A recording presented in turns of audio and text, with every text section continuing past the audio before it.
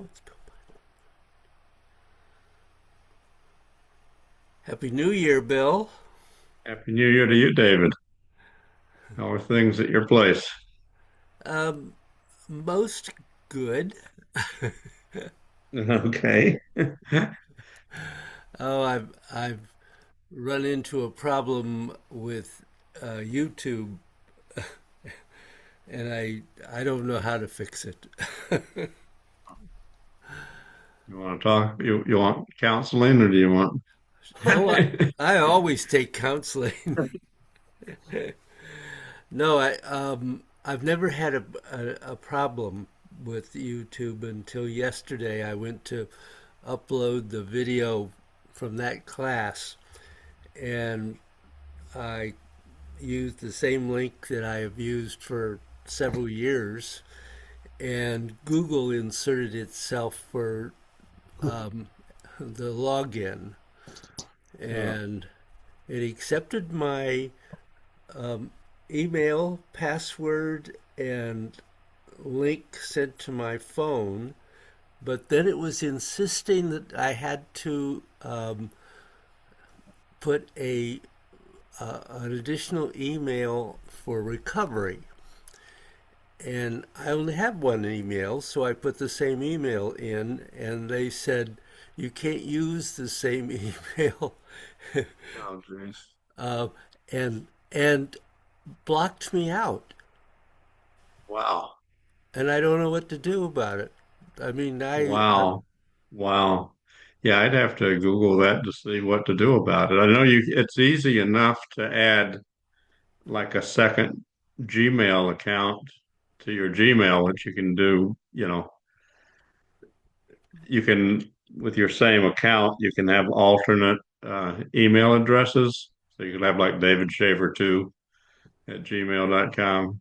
oh, but I didn't. uh but I've started doing that for every different project that I'm working on, Hmm. um for because I was for a long time I was just trying to do the free accounts, and every time you do it you get another free couple of gigabytes of storage.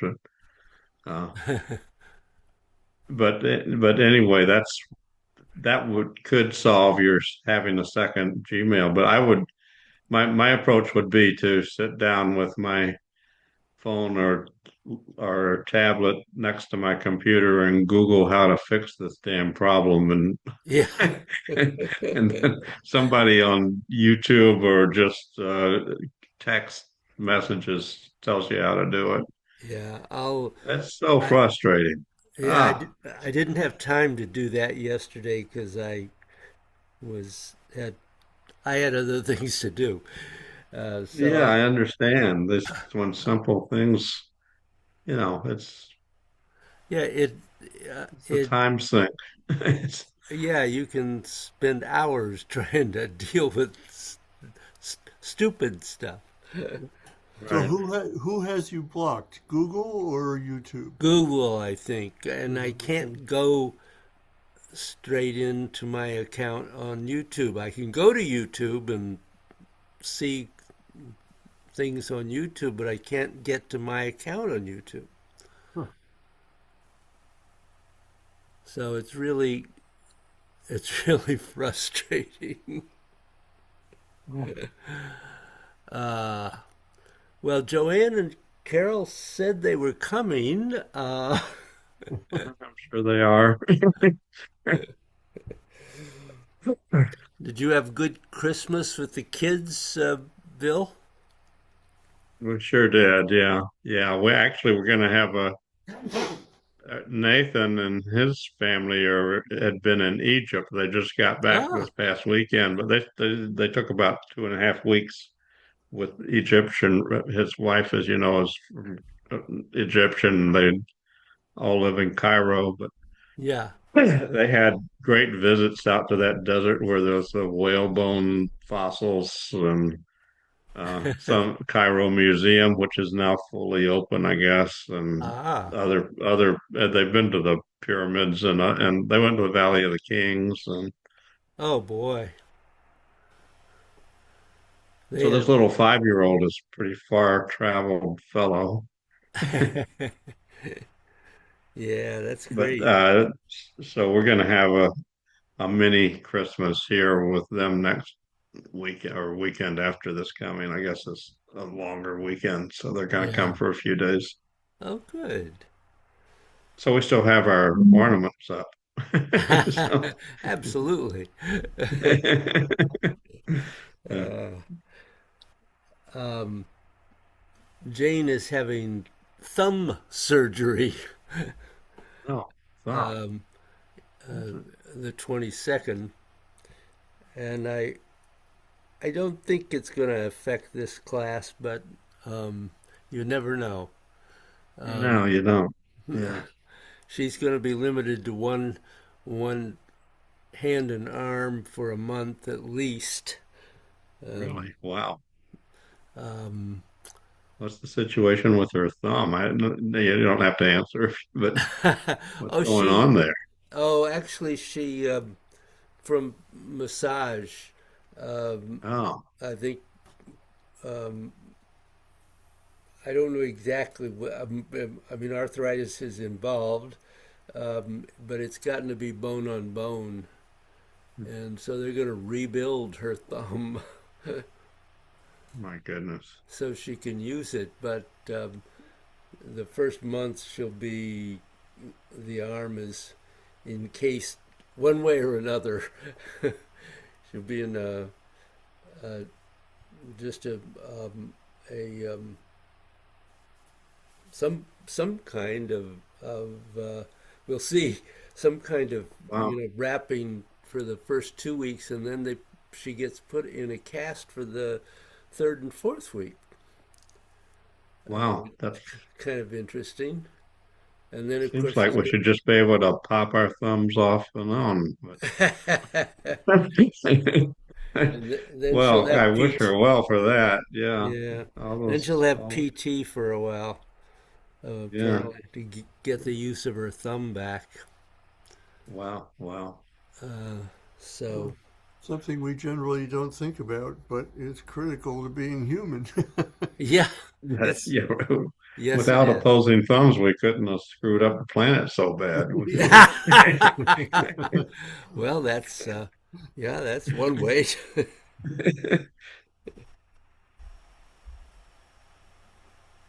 Yeah. I think I perhaps have a I cat hear that an. wants to get out. I have to go let service my cat here. Okay. How are you today, Bill? Okay. Yeah, Yeah. good. Yeah.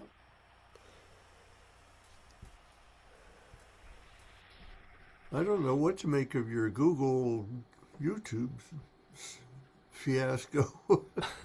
I don't either. I was really startled when Google inserted itself in there. That wouldn't startle me. The odd thing is that I mean, Google is usually pretty good about offering alternate ways and chats and whatever to There solve whatever issue. there may uh, be a chat there. I just, I got frustrated and didn't have the time to pursue it further, so I just left. Yeah, it's I'm sure there's a way to work through it, but um, and Yeah, I I suppose I may have to establish a Gmail account just to give them something to. Right, here we are. Uh, the ladies are arriving. okay.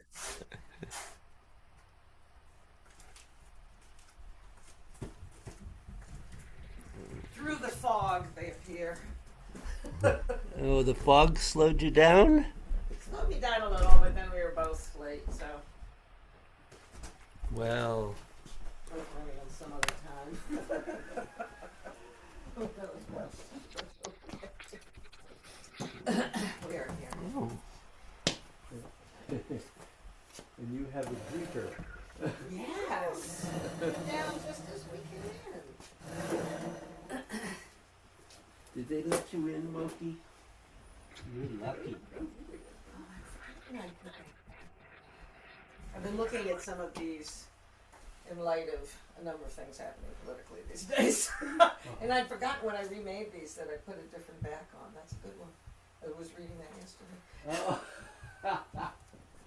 Hi, David. Happy New Year. Happy New Year. Happy New Year. Happy so far, yeah, right. Oh, well. Hello, Bill Mill. Hi there. Hello. Whew. How you all doing? Okay, how are you? Good, good, good. Usual. Sorry, we're a bit late. Well, Not a problem. we won't talk about the political No, situation. no. Don't open that can of worms. Oh, no. I got enough of that going. Hi, Bills. Yeah. Hi. Hello.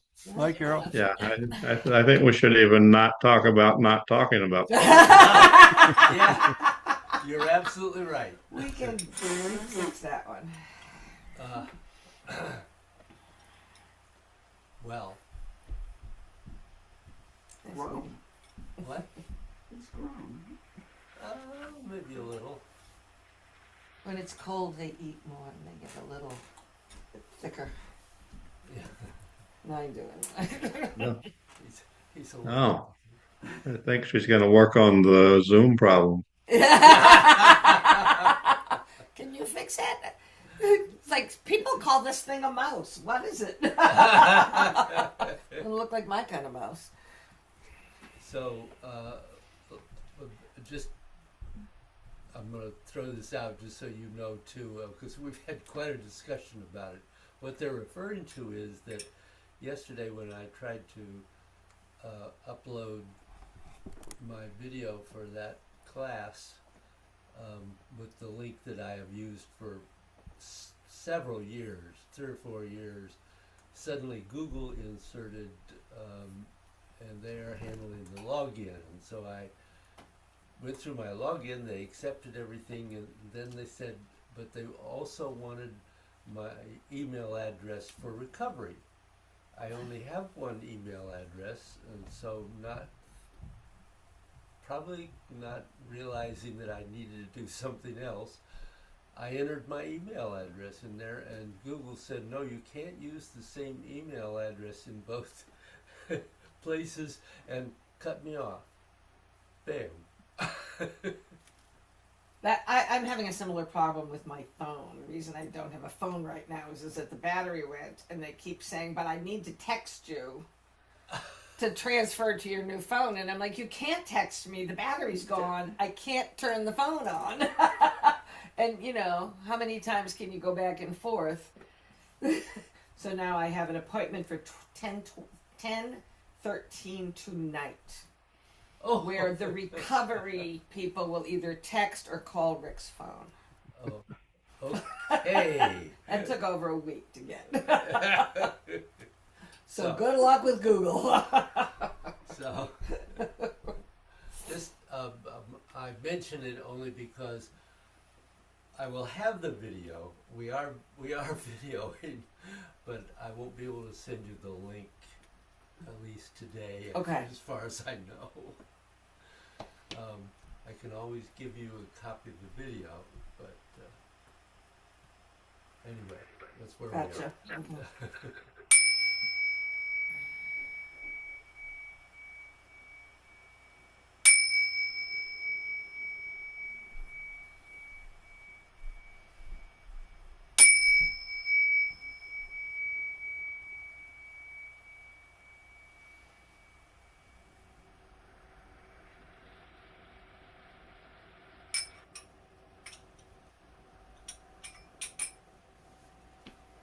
So at no holiday times are not the perfect practice periods.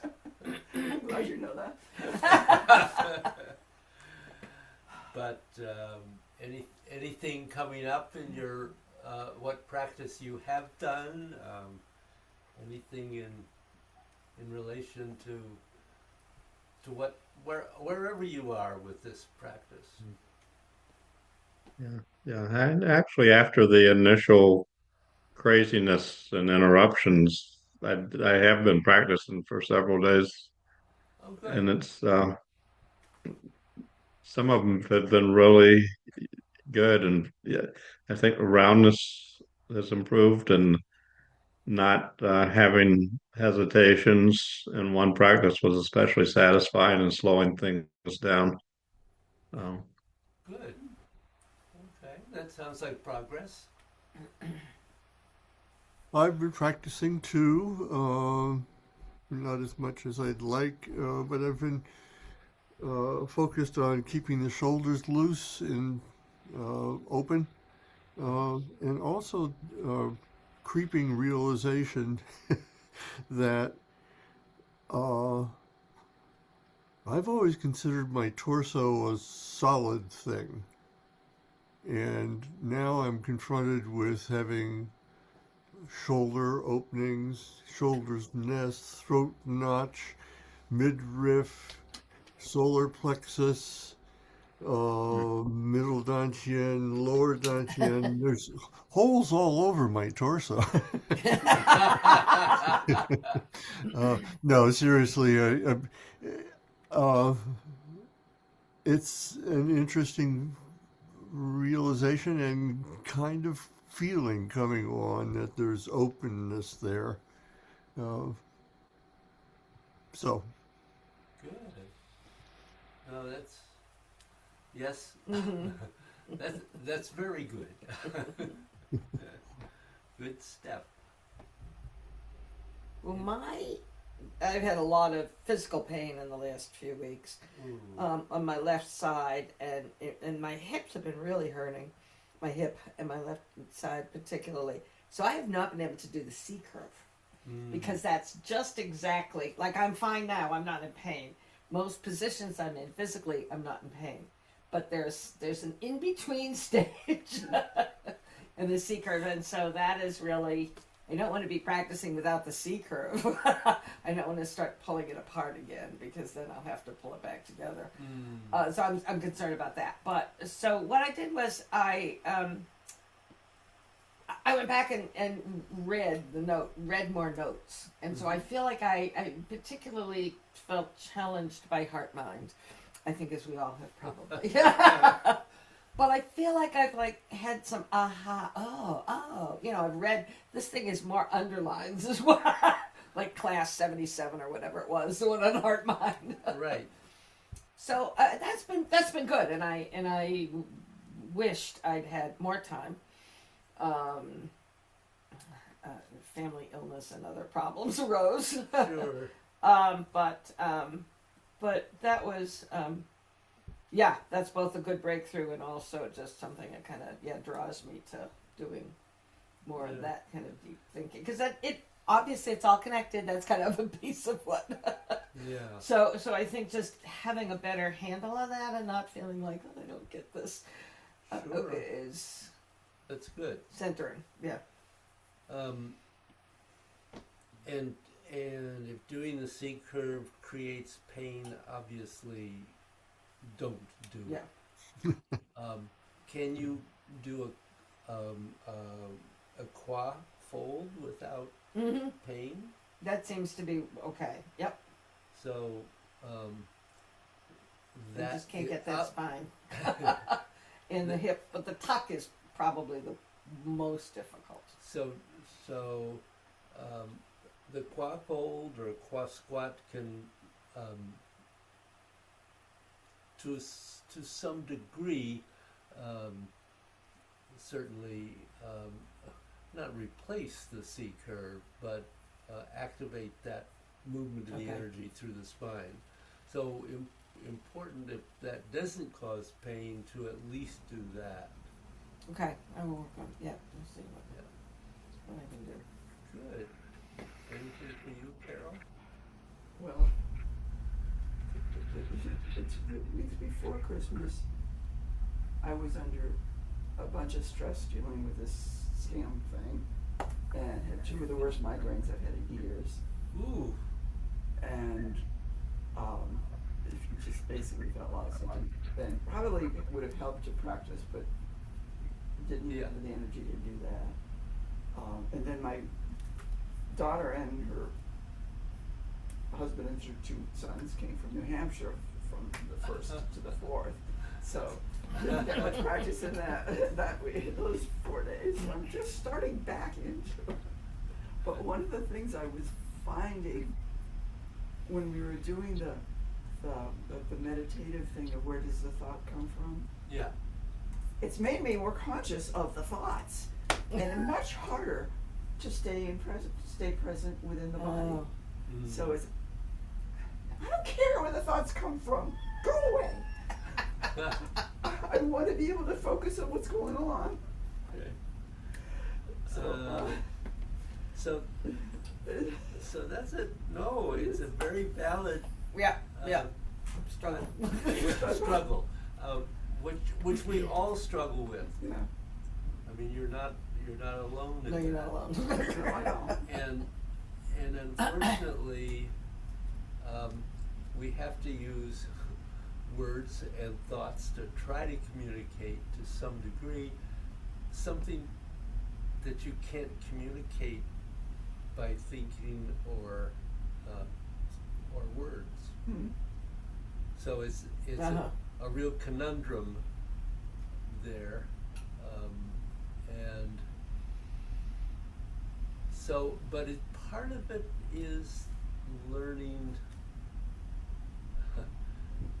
to let go of the thinking and simply be aware of the intent. Because that's what we're trying to do, is get beyond, because you can't possibly, for instance, do all the nego parts of this practice or any practice while you think about each of them. Mhm. It's completely impossible.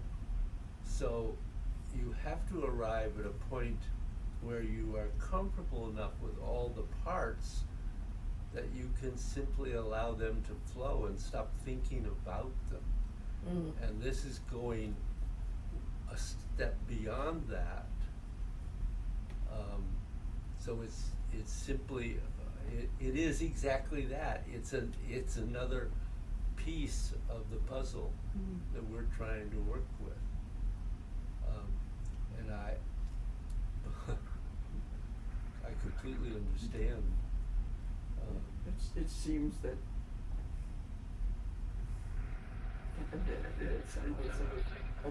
I've given myself permission to pay attention to the bullshit thoughts, the distracting thoughts. Yeah, It's no, that's not what I want to give myself permission to do. yeah, I'm just, yeah. Yep. Put them away. Right. but it's been, being sick and all, and it's just been, You don't have the energy. yeah. It's been harder to let those go. Sure. And I've been more aware of them than I normally am. Mm-hmm. also, Or maybe I'm more, when you're sick, that makes it even harder. Yeah. Or if you have a pain, some intensity, because the mind gets really drawn to pain and discomfort, and it gets in the way. Mm-hmm. Although I found because I'm not in pain all the time, only in some Yeah. positions, that drew me because I did want so much to practice during this time period, that just drew me more to, I thought, being able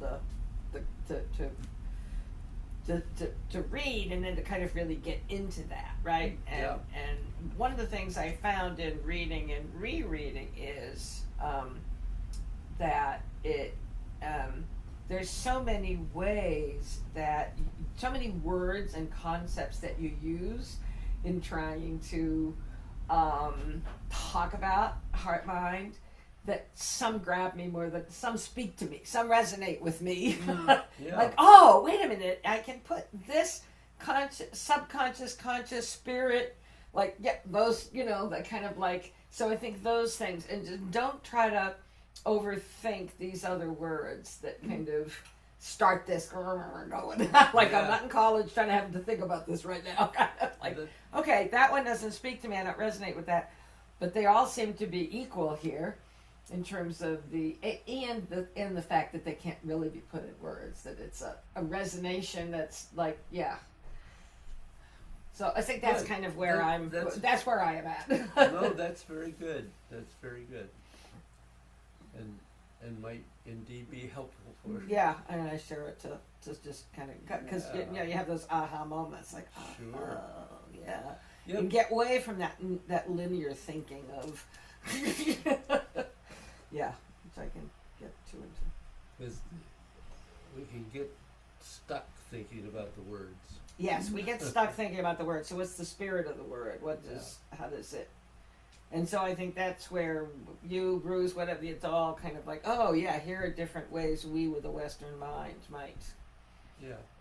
try to understand this. Good. Words that can't be spoken. Well, this is all good. We're all growing in awareness and making progress. As Master Joe said, a little bit each day. Yeah, but don't overdo it. We have to let go of expecting breakthroughs. They happen sometimes. They but- happen, but they're not daily or weekly. No, they're not. They're not That's a good common. thing too. Yeah. Because Well, I think that's why I appreciate the way that you teach us. Mm. I think that's really. I don't feel like, oh, I'm in class and I have to like reach some certain level here to be, Yeah. to be up to speed. We're all on whatever speed we can be on. Right. Exactly. So, I actually wanted to go back today and do the heart mind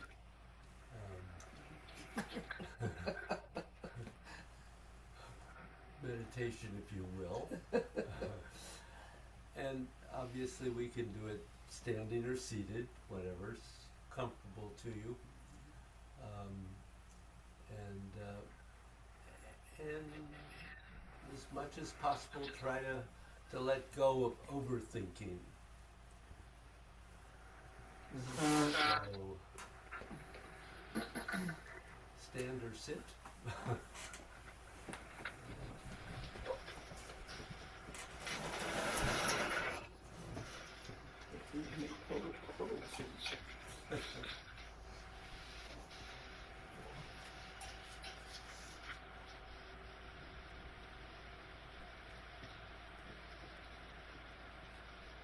And if you're standing, step out into Wujibu.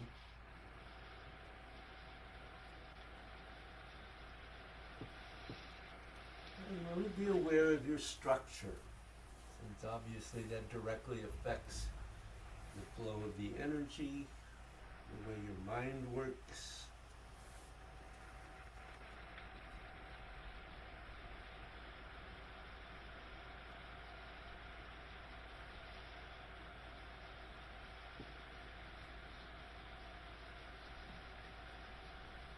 And breathe.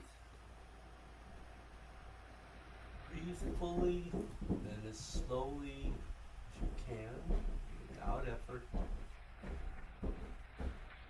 In all the parts of your body moving with the breath, no matter how subtly.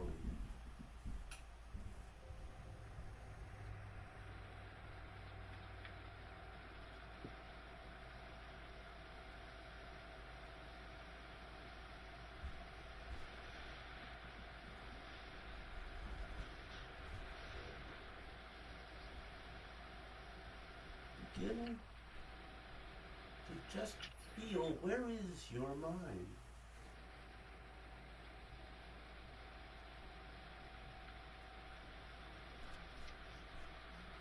What is your mind?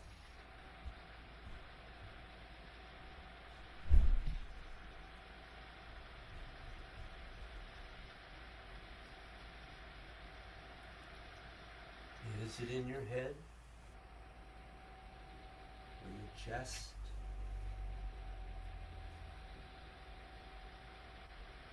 Is it your brain?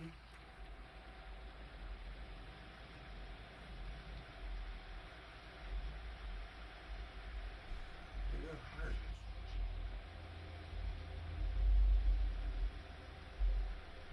Where is your mind?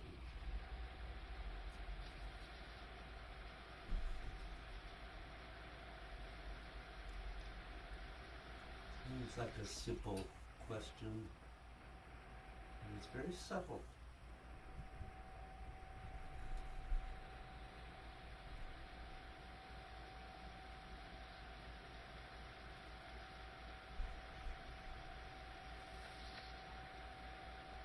And a thought comes and a thought goes.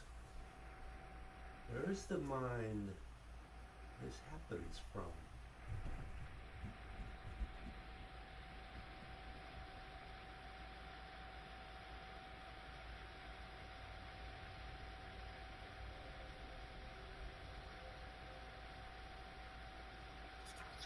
As you go a little more deeply into this, it becomes more subtle and more subtle. But you're looking for something that's both incredibly subtle and incredibly concrete at the very same time.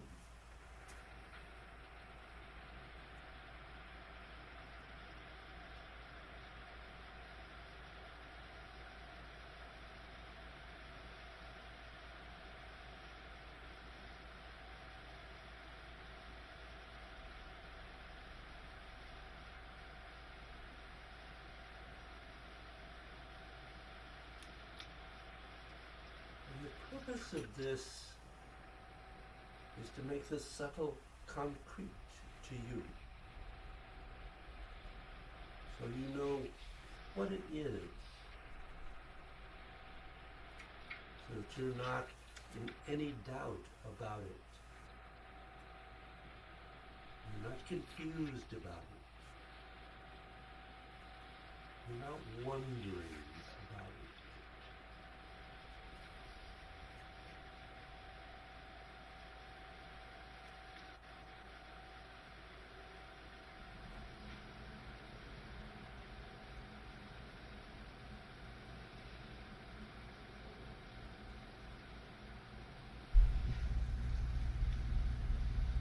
Once that happens, you can start doing something with it. But before that, you can't. Just is something in you, but not something you can gain access to.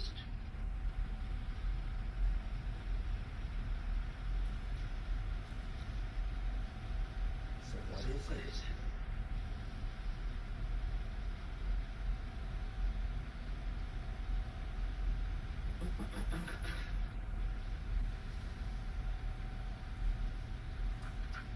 What is it?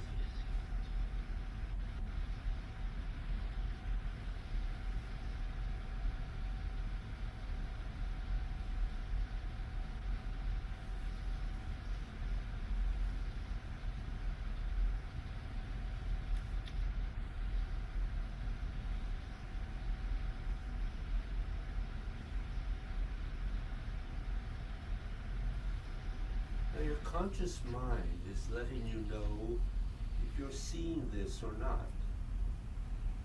But the thing that you're looking at, the thing you're recognizing, is not your conscious mind.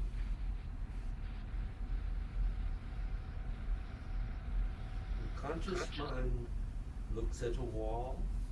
The wall is not your conscious mind. So what is it?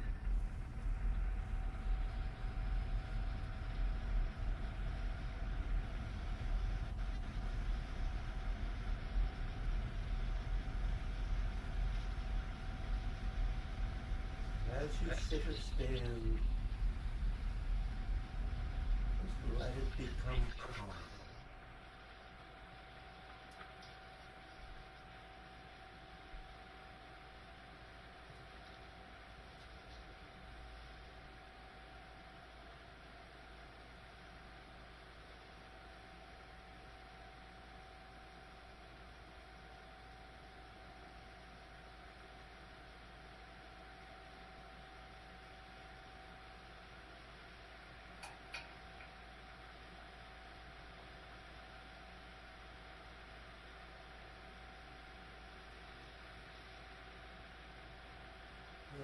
do this regularly, this would be the point that you start dissolving from.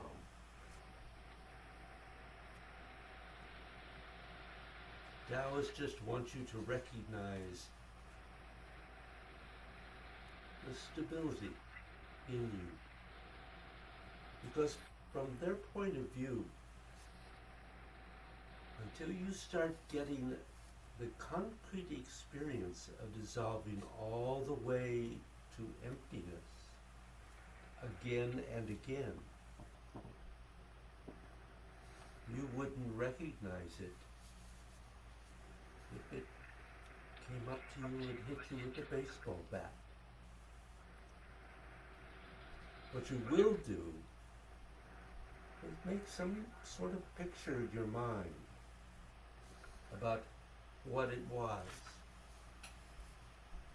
And yes, that works for some people, but you don't need to go as far as emptiness, because the Taoist proposition is only do what is at least real to you.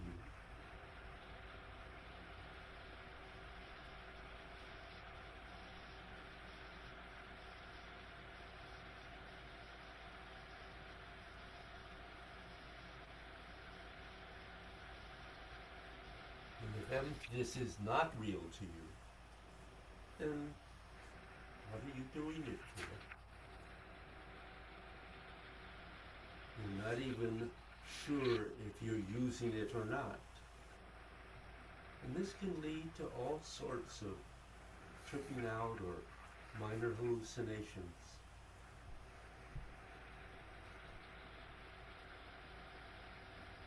So if you can now, recognize what this thing is that your mind is on.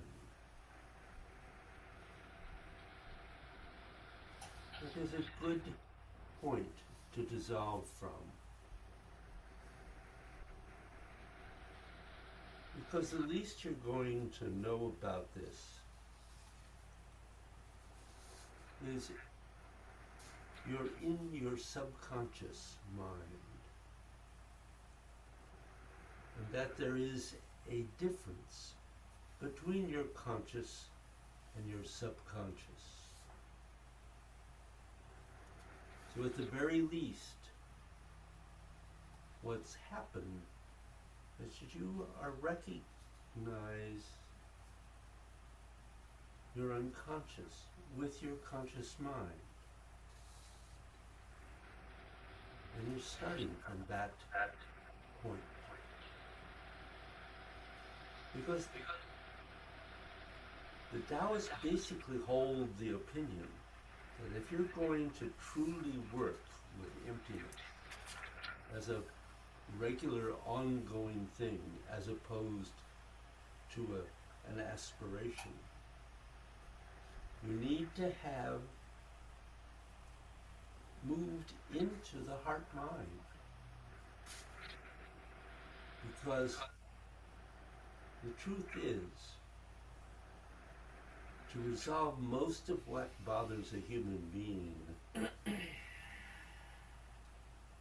really requires emptiness, you don't really need until after your unconscious mind is fairly free and open.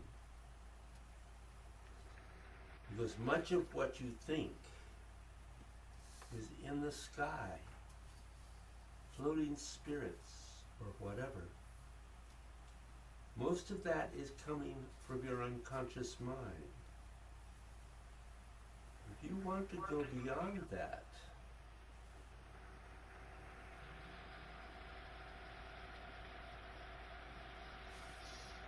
get that first.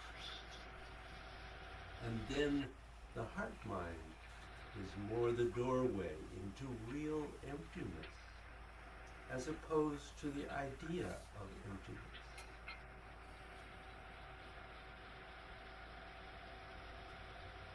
So it's all about Don't aim too high if you don't want to go too low. If you can actually do it, then there's no problem. If you can't, then maybe it's better if you don't push it.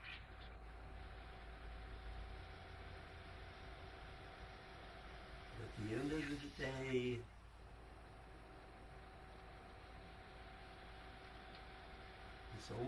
it's only to help you in making your mind stable. And then how you're going to use a stable mind to go further.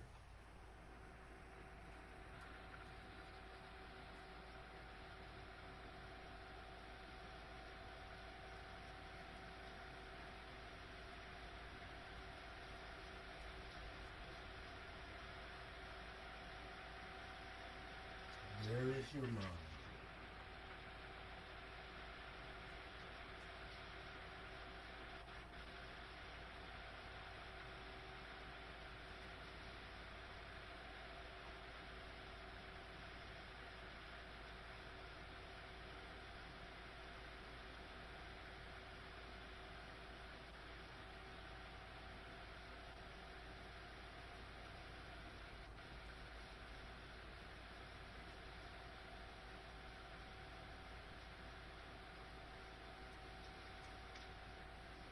Rub your hands together until they are warm and hold them over your eyes.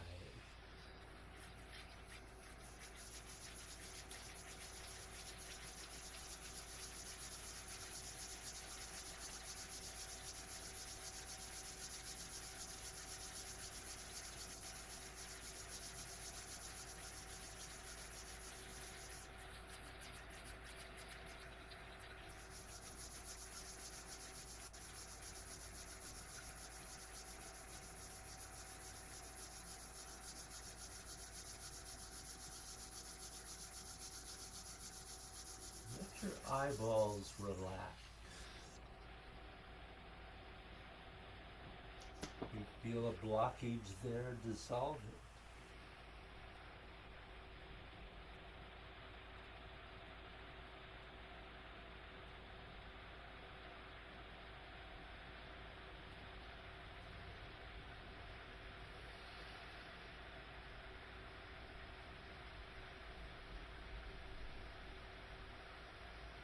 And then relax the optic nerve behind the eyeball.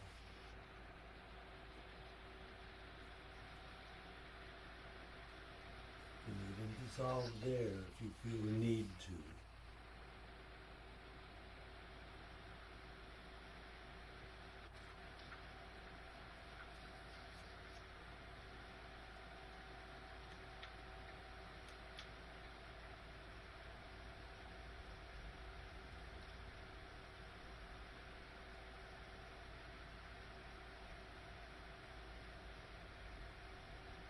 And when you are ready, you can close.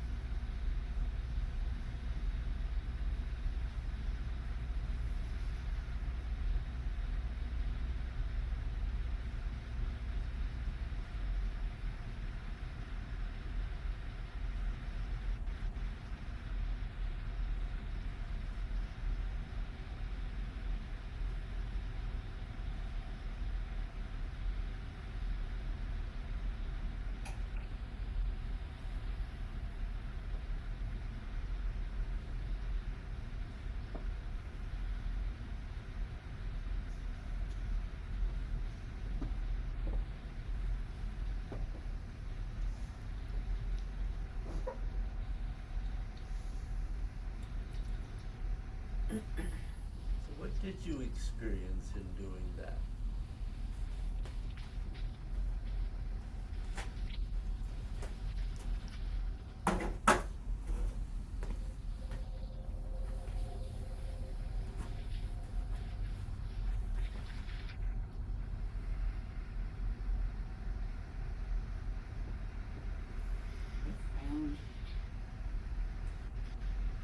if I substitute soul for mind,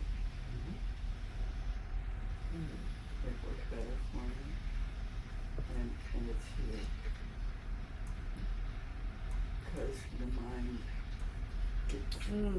gets tangled in the brain and the noise. And so I consciously avoided Yeah. trying to see what was up there. Okay. Good. No. Let's just stay there. This is nice. And you're absolutely right. And so I'm not sure soul is the right word, but it's closer. Whatever works. Yeah. But that was a really good creative way to deal with that, Carol. That was excellent. Yeah, I had some of that same experience. Soul didn't come to mind. For some reason, home came to mind. Not house, not clutter, not, but more kind of like comfort. Kind of who, and comfort with the real me. Which I think is soul too, right? So kind of like, yeah, who is that? Yeah, what? Yeah, right. And then trying to relax into that. Yeah. Gentlemen?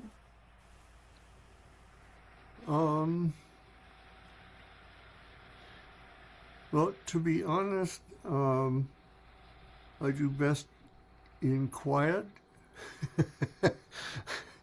As far as accessing anything resembling heart mind or point of stillness or whatever.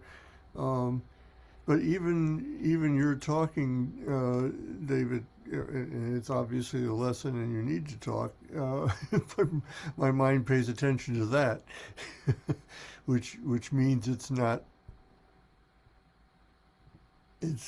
going toward stillness. Absolutely. So, that's a really good point, Bill, and points out the fact that when you're actually endeavoring to do this, you should do it in stillness. yeah. Or with movement ultimately, but certainly in stillness. This is a lesson, not the ideal way to do it. Right, yeah. So that's a good reminder, Bill. Yeah.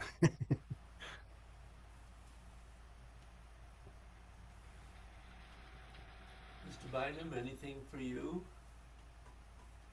I appreciated the warmth and putting your hands on the eyes, and that seemed to bring my for some reason, I think it's because of dryness, my eyes have been irritated. The eyelids anyhow, and that gave an inner uh, an inner feeling that was very helpful, and also similar to Bill. I think as I'm listening and trying to do those things, I was finding this clash of just thoughts coming in, uh, which they do even when it's quiet. But it's easier just to watch them wash through when it's quiet than linger on them or.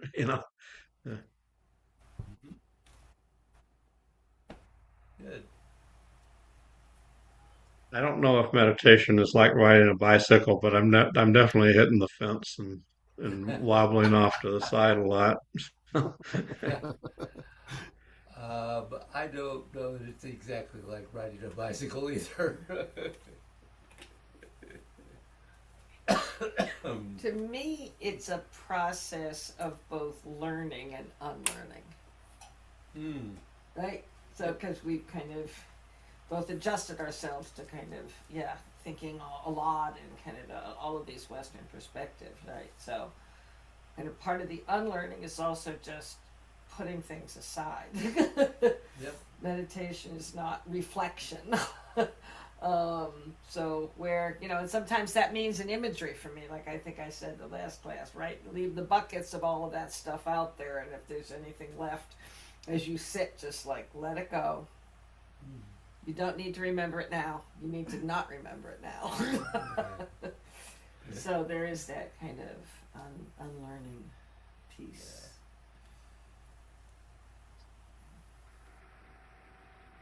I have a question about music. Would you comment on music, or there's these different CDs that you had, and when we're doing the Tai Chi practice, there was almost always music, Uh-huh. going on, which sometimes had an amazing correlation with the movement of the energy every now and then. But would you comment on music Yeah. and meditation?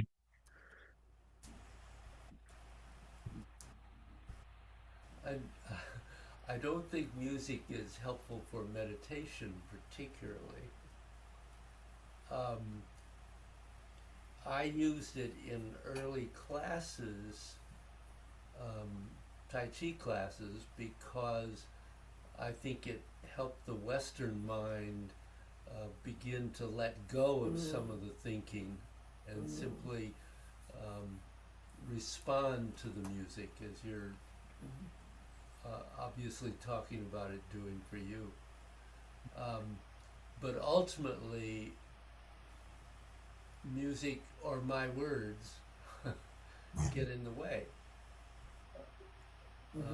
So ultimately, whether you're talking about meditation or doing gods or Tai Chi, the music should be within you, not coming from the outside. Because as long as it comes from the outside, it takes your mind to the outside. So it's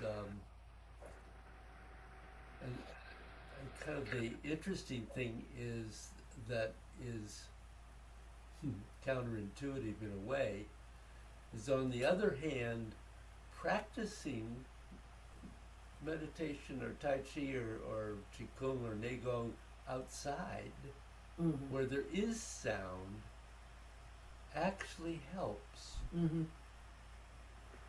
Whereas music created by humans doesn't. But outside, you can become a part of everything, a part of the Tao. So it's one of the reasons that trying to practice outside with the weather is is being nice to you. Not today. Not here anyway. not today, right here. No. So it can be a good thing, but yeah, my use of music really, I used it more when I was first starting because I didn't really understand that until I got far enough developed to be aware of it. So I'm glad you asked that question because I thought about that too. And it seems to me this is helpful to hear this because I was kind of wondering that, and then it seems to me that and I kind of refound some of those tapes recently in cleaning. So I was like, oh yeah, there's this pile of them here. And it does feel to me like listening to that music at other times is relaxing. Yeah. It's a way, if it's a way of unlearning, it's a way of kind of alleviating some of the anxiety. Last night when I was trying to deal with a little bit more of this cell phone problem, I found myself on some Apple support list. I thought I was calling a store. I think I was calling somewhere else in the world. But I never had this experience before, but I had an option of picking 3 kinds of music to listen to, which says you're on for a while. But I picked classical, figuring that was the most relaxed. I needed to relax to engage. Yeah. And so that's where I think playing that more often Yeah. at other times is a part of the relaxing, which is also the unlearning kind of process of kind of always being anxious. I will say, and I don't know whether I used Bruce doing some of this in early stages of previous meditation classes. I've kind of moved away from it, but there is a whole body of Taoist chants, Mm-hmm. each of which activates specific energies or calms specific energies.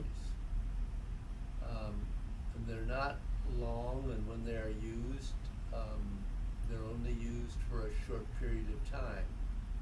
So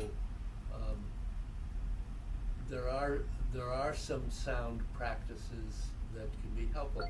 I think that exists also in Buddhism. Yes. So I add that as a kind of a side note, presuming that when we're talking about music, we're talking about Western music, not necessarily Western, but New Age. yeah, not not the New Age. But with some of the tapes that we have, I mean, I have a tape of chants. I have a tape of bells. I have the whole set of discs from that meditation Yeah. practice. I'll have to go back and look at them today now. If you want to borrow them. I have a lot, but I also have a friend who sends them to me, so I'm not. Yeah, I have to look and see what I have. Yeah. There have been times. It's not the Taoist meditation, but kind of focusing the mind of playing something like specifically Beethoven and piano sonatas, which I am familiar with, and just really following the music Mm-hmm. can help focus and let other stuff go. Yeah. But it's not the same thing. No, but it can lead. Yeah. It can lead to it. It can. Yeah. Yeah. So that's a possibility also. Yeah. Did that help at all, Bill? Yes, The yeah. whole discussion on music and what. I wasn't talking about Bob Dylan. I was talking about My daughter and her family are really into heavy metal music. Oh. And that calms her down. And Because it's a release music. it's a release. And I mean, not all of it, but there's some of it. you Does. listen to it. Hillary, you have a headache. She says, yeah, and this helps. Right. It's not my style, but yeah, Not my I style, understand it. But I understand using it. that focus of Yeah. really paying attention to what's going on within music Hmm. can help stop the chatter. Great. And we are, to some degree, they say, we are all influenced by the early music of our lives, too. Mm-hmm. That is what we're more drawn to. So it's not surprising that people in their 80s and 70s and 80s would go yay to that music. Kind of came in very, very differently. But funny he mentions Bob Dylan, you know. A little more along the lines of my yeah, early formation in music. right. He went off the deep end, Sam. Yeah, yes, oh yeah. Okay. Didn't expect it to go there. But it all helps us No, bring it it back. all- It We're all. all listening to it here. Yeah, exactly. It's all, yeah. So, indeed, do some meditative practice, seeking your awareness of heart, mind, and emptiness, and we'll flow on to other things as well. But that's a really important No, this is good. piece. Yeah. Yeah. Thank you. Thank you. Thank you. Yeah. Yep. Food for Good thought. week, but then everyone. not. Would you say, Bill? Have a good week, everyone. Yes, you Thanks. too. You Yeah, too. yeah. Hope Indeed. you feel better. Yeah. Bye. Yeah, I was pretty impressed with this full list of all the things we should be thinking about.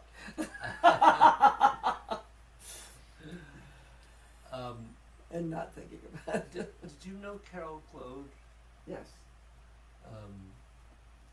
Actually, I'm going to tell the class tomorrow, but I was thinking that you knew too, and I don't know whether you knew. Her husband just had really serious cancer surgery. Ooh. I don't know exactly. It was somewhere between 6 to 8 hours. He's apparently recovering slowly, but things seem to have gone well. They were trying to remove. I guess so. They must have. I Why don't. do you do? Yeah. I didn't ask for. If you don't, I details. think what you're right. When Yeah. people are telling you something horrible like that, your role is to listen, not to Yeah. investigate. Yeah, and sometimes it's hard not to investigate. I asked right away. Right. But anyway, she said that it was fine to share that with people at this point. So,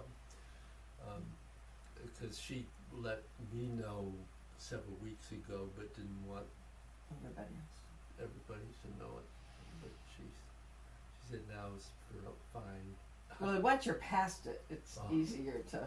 The anxiety must be horrible. It Which It- hospital? oh, he's Hartford. In Hartford. And she's staying in a hotel in Hartford because his recovery is not, a day or two, and she wanted to be close. Yeah. So, it was I know related to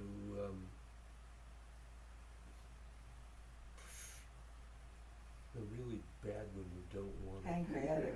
Pancreatic cancer. But it was, they caught it supposedly very early, which is unusual. 'Cause It's very unusual. I've had many friends pass away from it, and you're Yeah. in stage 4 before. Doreen had been in stage 4 before Yeah, she knew there was something wrong, but they couldn't figure it out for months. yeah. Yes, I too have known. Yeah, but earlier is better, but Yeah, it's, It's still, still pretty bad. scary, yeah. right? But So, And Wow. It's hard to get to. I've just been doing this anatomy physiology courses, oh, and they did the whole yeah. and the guy it's kind was of at- up on. Where is it? Like It's- up it's- under. It's kind of behind the stomach, but Right. then the part of the beginning of the intestine Yeah, wraps around the head of it. yeah, So it's kind of hidden under Yes. there, and it's kind of skinny, and it comes up really, and and there are key nerves in that area, or Yeah. that you really have to be careful around, and if you Just- don't, right. Absolutely. Right. Yeah, when Doreen was first sick, they did lots of heart testing yeah. because it was Yeah, because she's heart- I'm having some problems here, whatever. Right? Yeah, and it's heart- right up heart's underneath. Yeah. right up there. Yes. Yeah. Yeah. So, Oh well, so she's probably not going to be in class tomorrow. I saw I think. Linda's will be here, but Yeah. I probably won't be able to get it. That's fine. I understand. Yeah, and only so much driving. Yeah, I'm doing more Zoom just because the driving is. Just even to go get Madeline, do some project with her, and bring her home is like an hour and a half, you know. And they're only in New London. Just I don't And have the energy for the car like that. oh, It's a lot. so So no flow? Did we flow? Can you? I didn't even try. I just kind of felt like with the physical, that I could do this work for this, for God's without too much movement. well, I don't want to. So flowing was kind of like, I mean, I was really in pain for a while. It's much better now, but it's kind of goes. I've always kind of had these interconnections on my left side in particular that, if the neck goes, then I can feel it all the way down to my toes. Mm. Which is lovely on some level and not on others. And how often do we say everything is connected? Exactly. That fascia covers everything. But it's that, the shoulder, and then I got this terrible neck pain and trying to sleep, just how to, what happened. I changed my pillow, and my shoulder is much better. So think about it. I know it's all of those little things. I've also got one of those, bean wraps that you put in the microwave and you kind of heat. Heat has been really helpful. Mm-hmm. Chiropractor and heat and just kind of being aware of how I'm moving. But then sometimes I get in and I'm like, I gotta vacuum this room. Just don't do the C-curve when you're vacuuming. But sometimes the physical movement helps me too. I don't feel like it's really helpful to just be not moving, right? But how I move and exactly at what point that it's just is that one point, and it's mostly this side, and and sometimes when I'm way over, I'm fine, and then I have to go through that to get up. Yeah. Right? So you kind of find yourself walking like this. It's like, no. That's not, That's not good. Maybe a little comfy, but you really, sometimes you see people literally walking like that. John does that occasionally. Does he? Yeah. He's Yeah. Over the walk, right? With like that. So it really is kind of having that posture. Today, I mean, I have to say, hanging from my string, one of the things that you taught us has been very helpful. I found myself doing that as I was getting into a comfortable posture just now. It's kind of like, that because you're not pushing your neck back. You've got a little curve there, but Good. But anyway, but I have, But I think, like all of these practices, they are all interconnected and linked, and just kind of being able to be in a spot where you're not, doing the flow is different from doing the repetitive things, right? So just kind of so you're not thinking about, where am I again? 1, 2, 3, 4, 5. How to kind of get to a place where you can go through that, have enough practice that you're not having to keep remembering or keep thinking. Yep. Get the energy to your fingers. Maybe your fingers don't need it this minute. Yeah.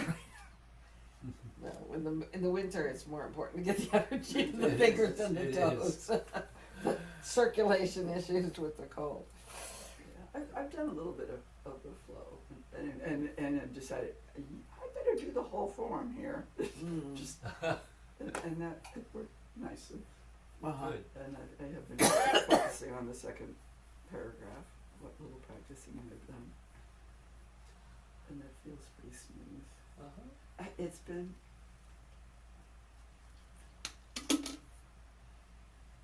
more solid, the kicks.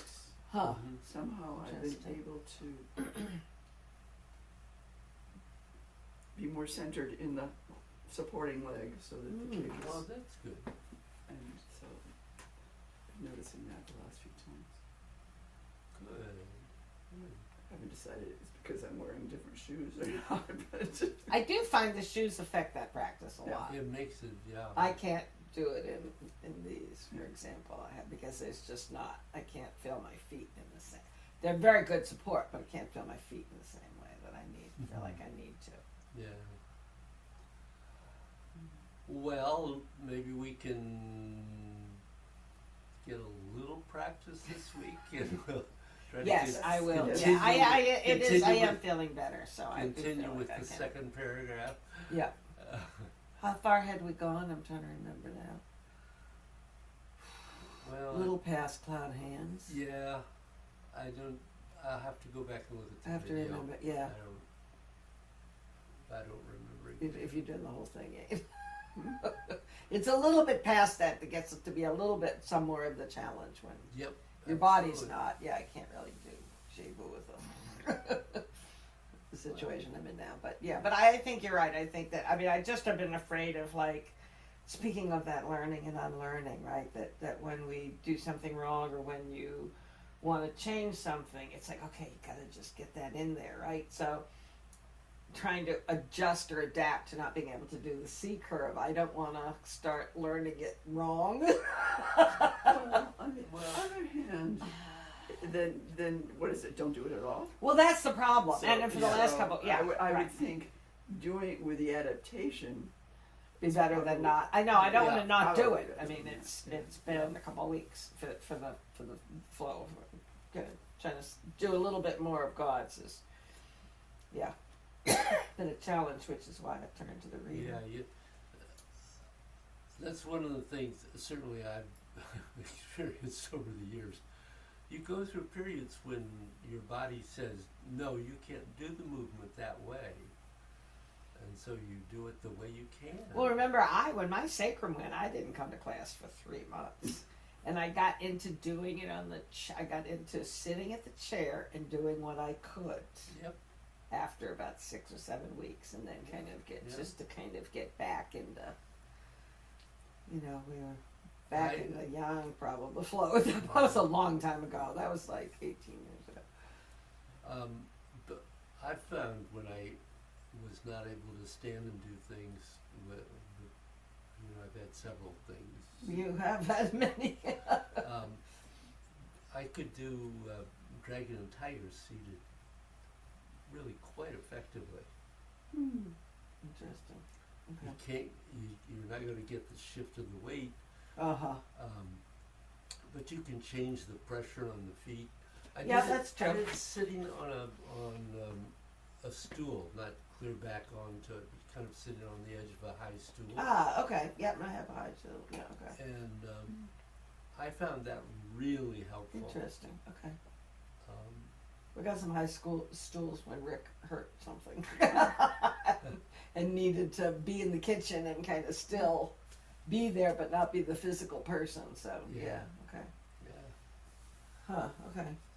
So, and you could do other things too. Yeah. So. Okay.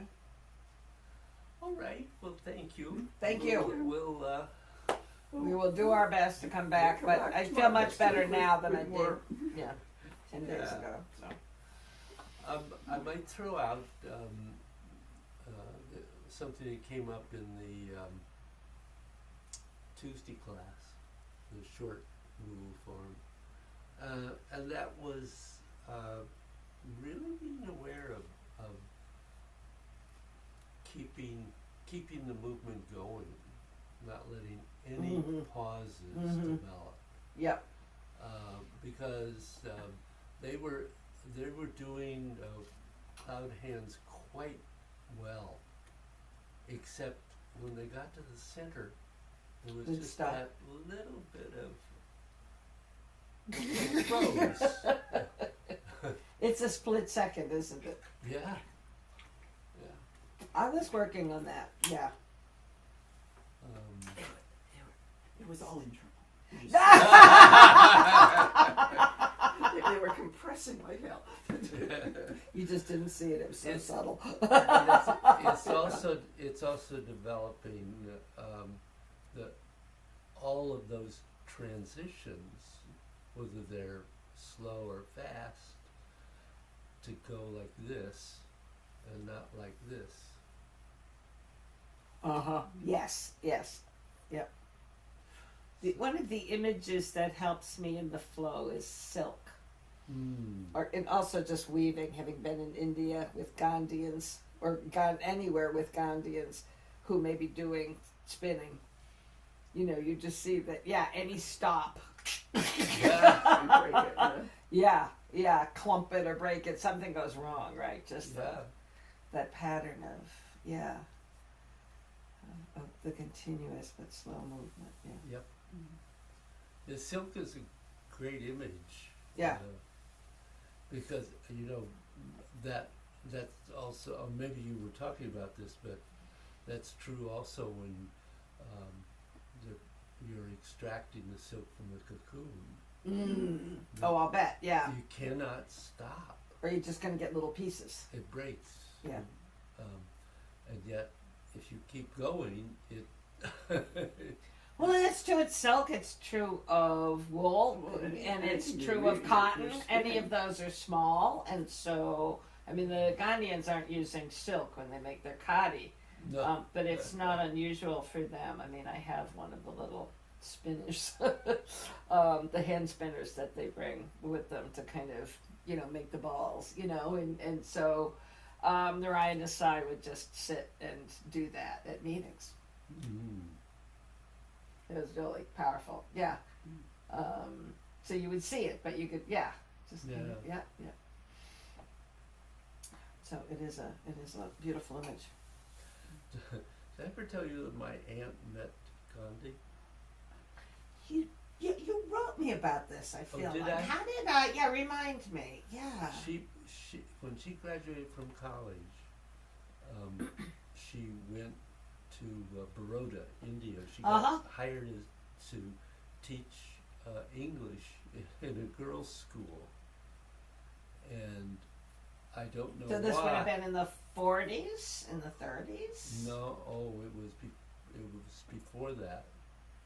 I think it was in the 20s, actually.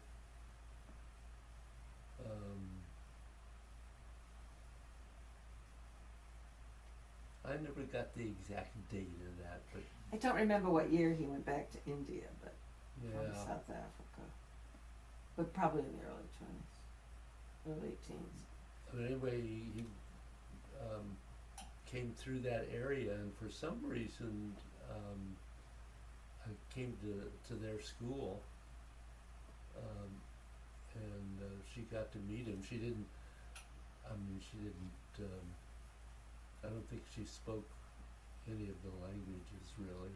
He speaks Gujarati and Hindu. Yeah. Yeah, so she didn't get to talk to him, but she. She was But by then he was significant. Presence. What? By then she knew who. I mean, it's still even in the early 20s he was beginning to. But of course, in retrospect, she continued to teach history. That's what she did. She taught history in high school in Logansport, Indiana.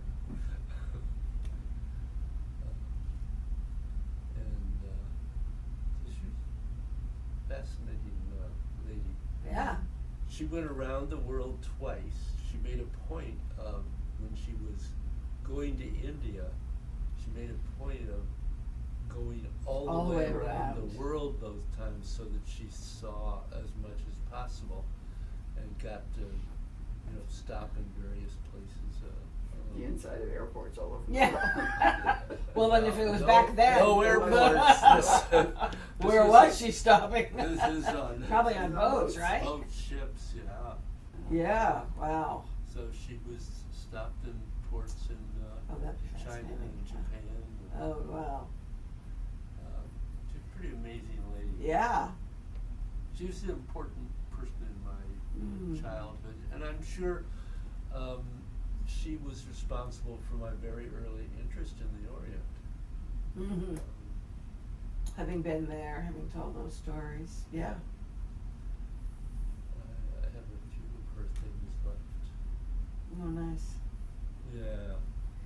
I heard recently that the next Warri Sisters International big international meeting, which they're kind of quadrennials at this point, is either Thailand or South Korea. And I was like, ooh. I've been to both. Oh, have you? I have been to. We had one of our council meetings in South Korea. We have a very active War Sisters International group there, and we stayed at a Buddhist retreat house at the edge of Seoul. So we were able to walk up one of the mountains and get to see another Buddhist retreat. And about 200 jars this big of kimchi outside. It was amazing. Wow. It's kind of like we have gardens, they Tai Chi, they have kimchi. I didn't get beyond Seoul, but that experience. And in Thailand, I was in Chiang Mai up in the north, which is really beautiful and functional. I think Bangkok would overwhelm me. Everybody's like, oh yeah, you just jump on the back of somebody's motorcycle. I'm like, oh no. I don't know if that's me at 80. Yeah, But I had very good friends who taught at Con College and moved back to New Zealand. I was like, oh, probably be my last real big trip, but I don't know. We'll see. But I've never kind of done those. I have a friend who's took a year off. She has inherited wealth to go around the world. Oh. And then she met us in India when we were there for a major conference in one of the ashrams. So, but then she just kept going. I couldn't do it on my own. It would be hard for me to do that on my own. Just the language and dealing with, sometimes, as a woman. It's impressive. Women do it. Yeah, Linda, was went last year. Yeah, she went to India after we started our classes, so I had heard her stories. Yeah. Oh yeah, good. Yeah, and I came to class the first time I started taking classes with you. You all were getting ready to go to China. So then I heard those stories, from that thing. Yeah. She's interesting enough that she's the people who were on that trip to India really bonded together and are meeting with some regularity. That's great. Yeah, see, that kind of community is, that's why for me the travel I've done with War Sisters International, there's always some community, even if they're not people they're people who kind of share, you already share something, that by being together in this group. So I've kind of stayed in their houses or spent time with them. Been in some funky B&Bs and And you're still here. And I'm still here. And I'm better for it. Absolutely. I'm better for it. A friend of mine, who I worked with closely around Community Land Trust, a man, did Peace Corps. Joined Peace Corps and went to the DRC, to Congo.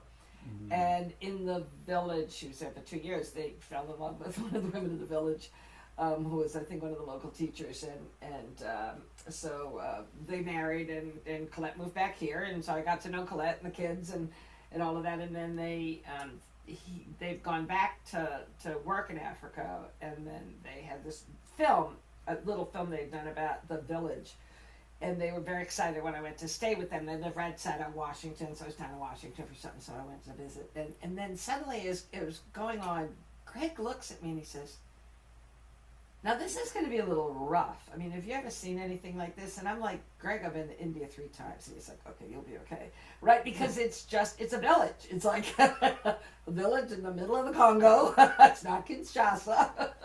But it's like, I mean, their struggle is getting water and getting the systems for water and latrines and, extremely simple housing and building, building schools and really the raw basic stuff, which they have gone back to doing, and being able to do fundraising for it and the like. He actually has been able to keep a job with Save the Children, so he's in Kinshasa often. But yeah, it's a shock to see those things, and I brought in Patrick to see that when they were younger. It made a difference. When we went into the soup kitchen for a community land trust meeting after that, and kids from there used to be an apartment building across from a soup kitchen in Norwich, and some of those kids were always kind of out there, came in to get some food. I remember watching Annie. She was only 8, and her eyes just watching these kids. And later she said, "Mommy, this is kind of like the kids in India." You know, like they were hungry. They were hungry kids. Yeah. Who kind of found a welcoming space and food. But that's a lesson you can't teach your kids sometimes, you know, like, ooh, yeah.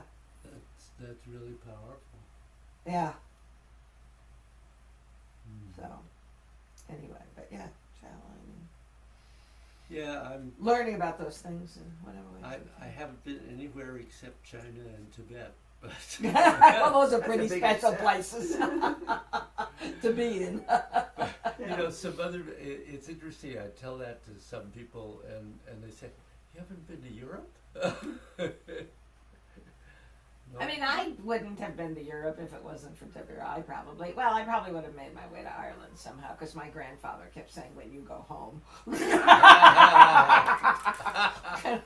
An obligation, you know? Yeah. So did you meet some of the Sheehan's? Oh, yeah. All my And what's the other family name? Curran and Dingle, the Currans, the Sheehan's. Yeah. And they're all the kind of Cork of the Sheehan's, and Curran and Dingle is the Currans, and my grandparents came over in 1907, and so there's still families there. On my mother's side, they came over during the famine, and we just have too many generations back and too much starvation. Yeah. They were from the Skibbereen area, which is decimated by the lack of food. And so while my sister Mary and I went there, and it's full of Driscolls, which is my grandfather's name, it's like a lot of Irish who don't have that connection, but it's the other side of the family where we have, you know, my cousin James still runs the pub that my grandmother lived in. They had a pub and a house and a farm in the back. That's great. The pub had a little store in the pub, like most of them do in Dingle. So yeah, that is a place that feels like home. So yeah, I love Dingle in particular. It's beautiful, and it's just on the wild edge of the Atlantic. Cool. But anyway, yeah. But so I'm lucky that I've been to places I never would have thought of. Gee, I think I'll go to Brazil. It's like I've been to Brazil. Although we got there and I was very shocked, because it was like, why does this look like Germany? Well, because we were in the very southern part of Brazil, kind of on the almost Argentinian border. It's hilly there, and that's where the Germans went. So it literally was like a German village. And we were at a Lutheran seminary for the conference. It's very German. But then my cousin, who'd been my father's first cousin, was a priest who lived in Sao Paulo for his whole life, really. Did amazing work going into the prisons, and then I found out later reporting things to Human Rights Watch. You know, the good priest can get into places that the rest of us can't. Yeah. But he also had values. And so I did go to visit him for a day on the way out of town, and that was very different. That was much more of the multicultural aspects of Brazil. Well, that's one of the positives of what you have done is getting to travel. Is being able to be in places where the people that you're working with are. Yeah. Right? So that kind of makes a difference. It's like, yeah, you get to travel, but you also get to understand more the problems, the solutions, the result of greed, colonialism, all those good things. All those good things. God. Okay. All right, great. Off and running. Now I have to get back to the problems of the day. I take care. Just it's like there's so much stuff coming out about Venezuela, and we need to get an email out of e-blast, but there's also so much crap coming out. You have to sort through what's appropriate to Go share. upstairs first. What is appropriate to share? What do our folks? What are they looking for? So I find this whole thing For the first time ever, I'm really feeling scared. I am too. We don't need, we can keep recording this, but yes, and I think yesterday made me even more scared because now they're Yeah. feeling empowered to talk about Greenland more openly and Colombia and Cuba.